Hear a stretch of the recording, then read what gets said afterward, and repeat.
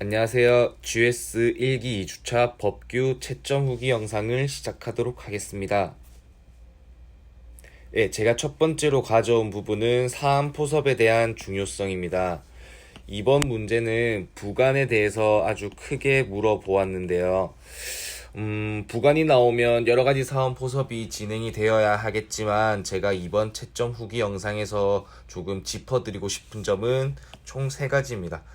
부관인지 여부, 부담인지 여부, 그리고 부당결부 금지 원칙 위반 여부, 비례 원칙 위반 여부, 시간적 한계 위반 여부에 대한 사안 포섭이 중요하다는 점을 우선적으로 짚어드리고, 특히 부관에서 독특하게 나오는 1번, 2번, 5번에 대해서 조금 더 구체적으로 살펴보도록 하겠습니다.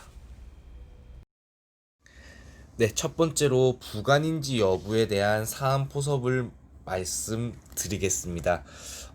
우선 방법론적인 얘기를 하기 전에 부관인지 여부에 대한 사안 포섭은 제가 채점한 답안지의 100% 수험생들이 하지 않으셨습니다.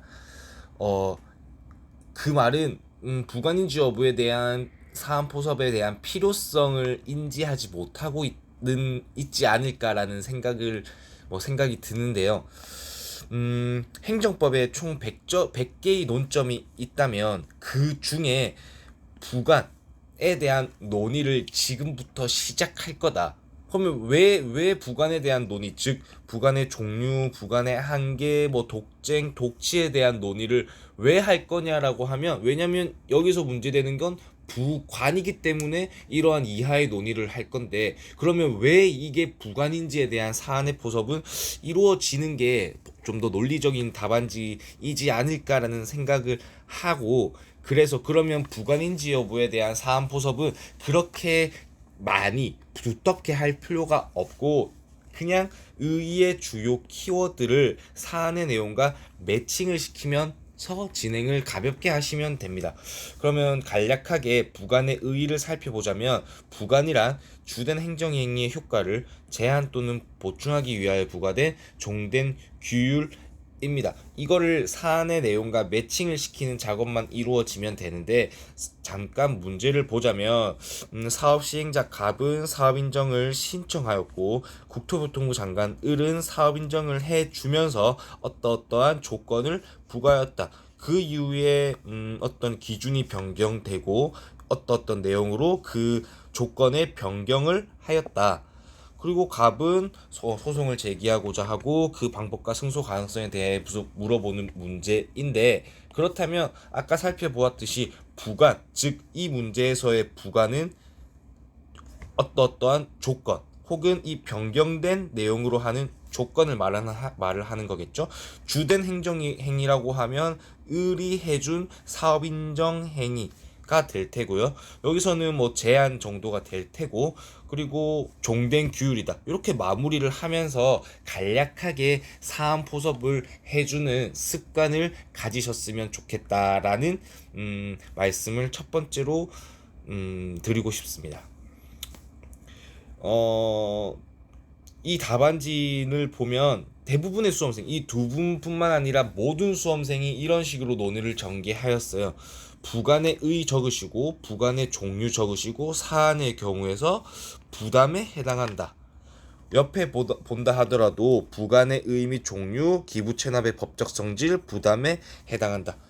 어디를 보더라도 부관인지 여부, 즉 사안에서 나온 녹지 공간을 기부 체납하라는 그 조건이 부관인지에 대한 사안 포섭은 빠져 있더라.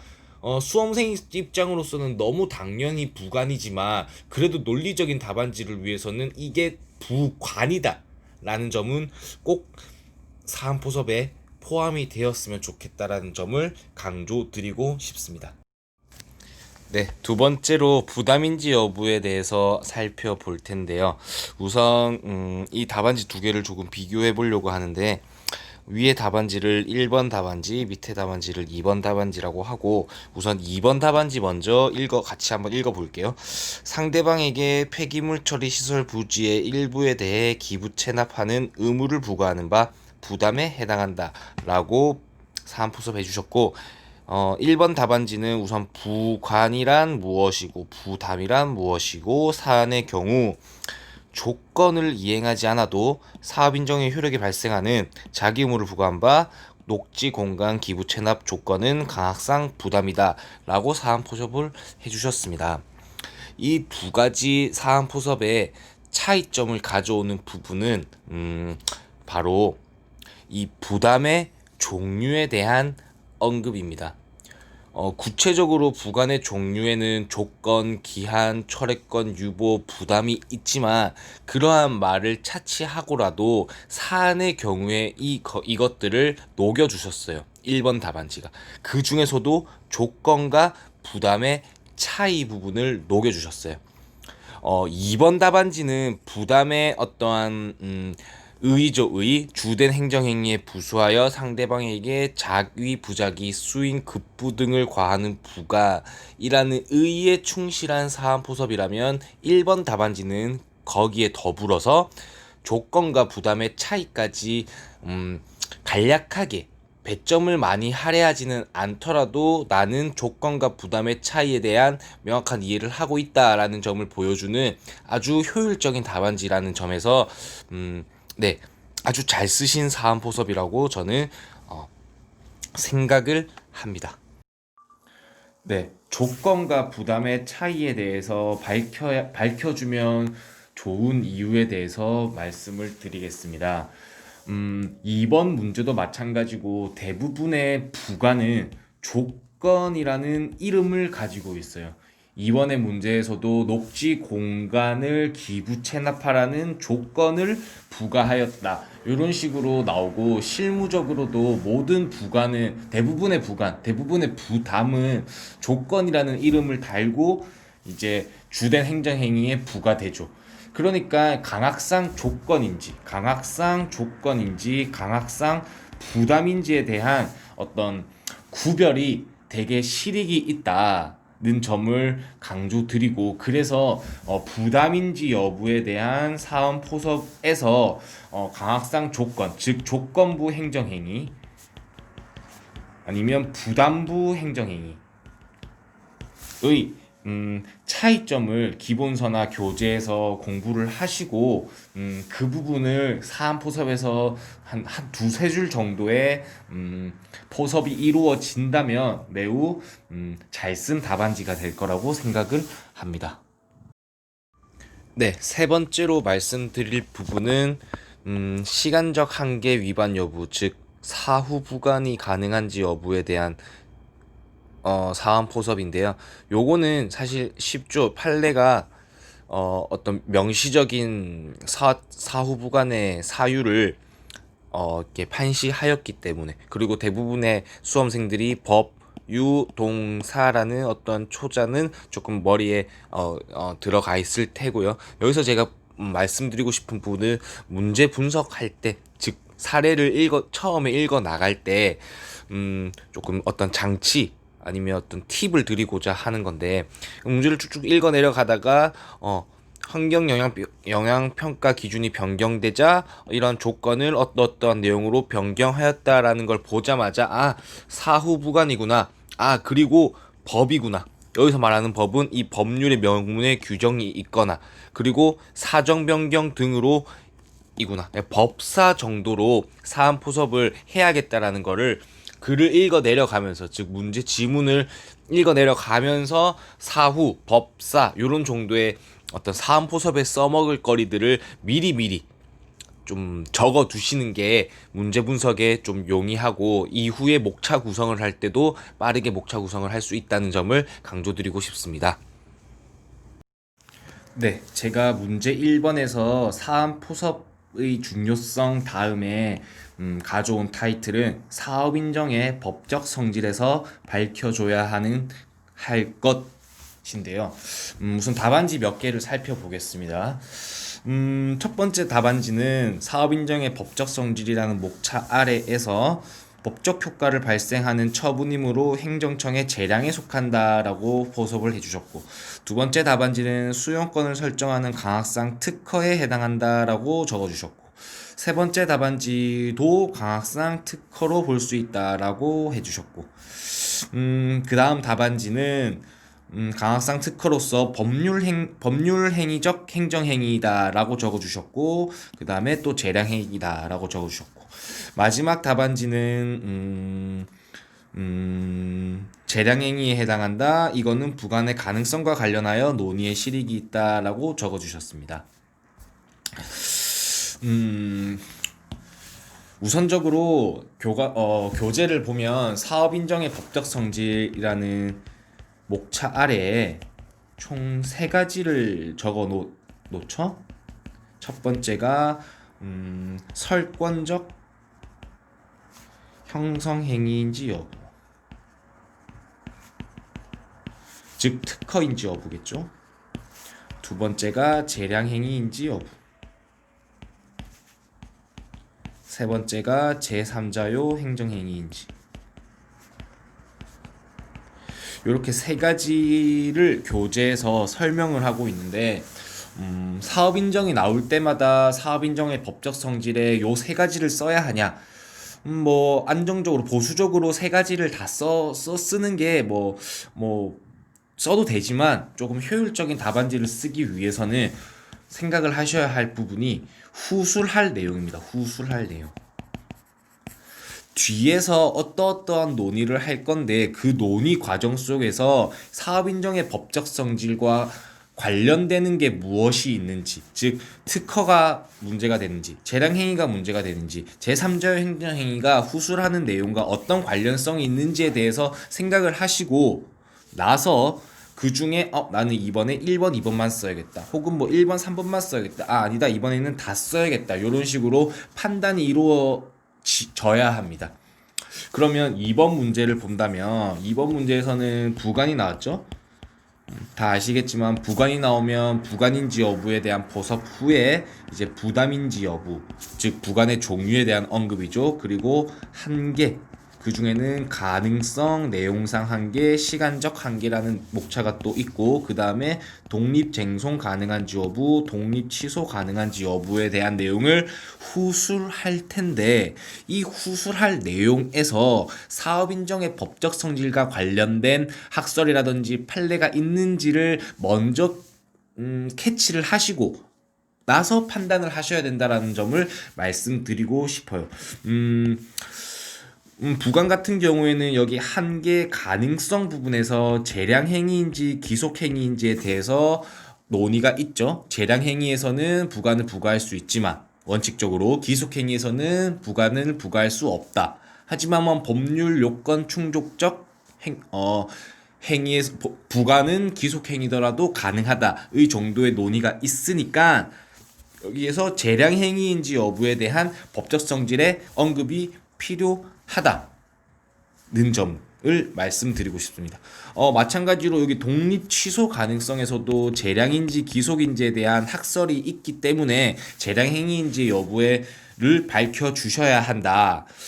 제3자의 행정행위인지 여부는 여기서 큰 의미는 없죠. 근데 굳이 뭐 따지자고 하면 제3자의 행정행위는 일방에게는 수익이고 타방에게는 침익적 행정행위이다. 그리고 일방인 사업 시행자에게는 수익적 행정행위이기 때문에, 수익적 행정행위라고 하면 판례는 일반적으로 재량행위를 이라는 어떤 입장을 가지고 있기 때문에 뭐 요런 정도의 간략한 멘트도 뭐 필요는 하겠죠.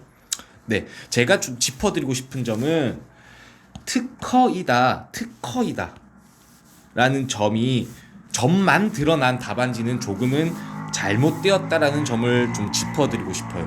사실 이 사업인정이 특허인지에 대한 여부, 물론 특허이니까 재량이다라는 논리를 구성을 할 수 있겠지만, 특허다라는 점만 짚고 넘어간 답안지는 제가 아까 계속 강조하고 있는 이 후술할 내용에 대한 연계성에 대해서 조금의 고민이 부족하지 않았나라는 생각을 합니다. 제가 이번 문제에 대해서는 요 부분에 대해서 한번 말씀을 드리고 싶습니다. 답안지를 같이 한번 보시죠. 협의라 함은 사업 시행자와 토지 소유자 등 간의 양방의 의사 합치로서 성립되는 것으로서 공용 수용의 절차 중 하나이다. 요 부분에 대해서 제가 조금 언급을 하고 싶은데요. 공용 수용의 절차 중에 사업인정 전 협의가 포함이 되나? 즉, 공용 사업인정 전 협의는 공용 수용의 절차인가에 대한 문제제기입니다. 그러면 우선적으로 공용 수용에 대한 좀 개념부터 잡고 넘어가면 좋을 것 같은데, 공용 수용이란 특정한 공익 사업을 위해 사업 주체가 국가 권력으로 타인의 재산권을 강제적으로 취득하는 것을 말한다. 로 개념을 정리를 할 수 있습니다. 즉, 공용 수용의 절차는 국토교통부 장관이 수용권을 설정하는 사업인정부터 시작합니다. 여기에서 강제적으로 취득하다와 공용권을 설정하다는 거의 동의어로 볼 수 있습니다. 수용권이라는 말은 정말 어마무시한 권리라고 보시면 됩니다. 강제적으로 취득할 수 있는 그 권원은 국토교통부 장관의 수용권 설정이라는 사업인정에서부터 비롯되는 거이기 때문입니다. 사조협재라는 두 문자는 아주 익숙한 두 문자일 텐데요. 이 사조협재가 바로 공용수용의 절차입니다. 가 사업 사조협재입니다. 다시 말하면 사업인정 전 협의, 즉 16조에서 규정하고 있는 사업인정 전 협의는 공용수용의 절차가 아닙니다. 네, 사업인정은 20조에서 규정하고 있죠. 그리고 사업인정 후 협의는 26조에서 규정하고 있고, 사업인정 전 협의는 16조에서 규정하고 있습니다. 여러 가지 측면에서 봤을 때도 사업인정 전 협의는 공용수용의 절차라 볼 수 없고, 다시 한번 강조드리지만 공용수용의 절차는 수용권 설정을 하는 사업인정부터 시작합니다. 네, 요거는 제가 법제처에서 조문의 어떤 체계를 보기 위해서 가져온 부분인데요. 제3장이 협의에 의한 취득 또는 사용이고 제4장이 수용에 의한 취득 또는 사용입니다. 그리고 그 내부에서 1절에서 절차에 대해서 얘기를 하고 있고, 여기는 안 나오지만 2절에서는 공용수용의 효과에 대해서 조문이 나열되고 있습니다. 아까 살펴보았듯이 16조, 즉 사업인정 전 협의는 이 3장에 속하는 절차이고요. 26조 사업인정과 사업인정 후 협의, 그리고 재결 신청, 그리고 재결에 대해서는 이 4장에서 다루고 있다. 즉 여기에서가 공용 수용이고, 이 3장에서는 공용 수용이라고 하기보다는 단지 그냥 최소 침해 원칙을 실현하기 위한 어떤 협의를 바탕으로 해서 사업 시행자가 토지 소유자 등과 토지 등에 대한 어떤 합의를 통해서 필요한 게 있으면 국가가 소유권을 취득해라 라는 취지의 부분이므로 이 두 부분을 명확히 구분해서 이해를 하셨으면 좋겠다. 즉 체계에 대한 어떤 좀 이해를 강조드리고 싶습니다. 네, 이제 마무리할 시간이 왔는데요.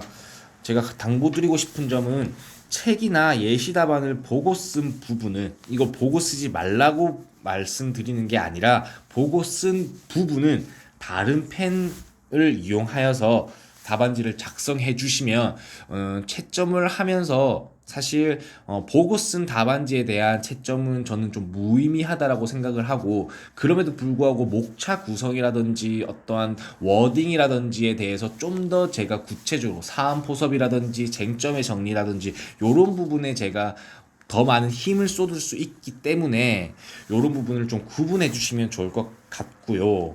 그리고 법조문 기재 시 요거는 쓰지 마셨으면 좋겠습니다. 요거는 실무에서는 가능한데 법규나 이론에서는 풀네임으로, 즉 법 제 7조 제2항 이런 식으로 풀네임으로 적어 주셔야 한다 점을 말씀드리고 싶고, 저번 주에도 말씀드렸지만 명사형, 예를 들어서 검토함, 사료됨 이런 식으로 명사형의 서술 방식은 지양해 주셨으면 좋겠습니다. 그리고 마무리하는 습관, 시간이 부족하더라도 억지로라도 2분, 3분, 4분을 조금 더 쓴다 하더라도 조금 마무리를 하는 습관을 지금부터라도 좀 가져주셨으면 좋겠습니다.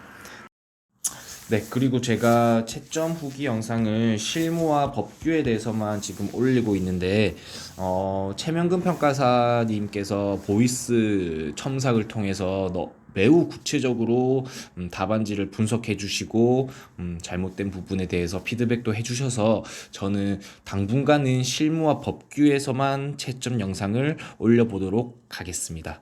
네, 한 주 고생하셨고 다음 주도 화이팅 하시기 바랍니다. 감사합니다.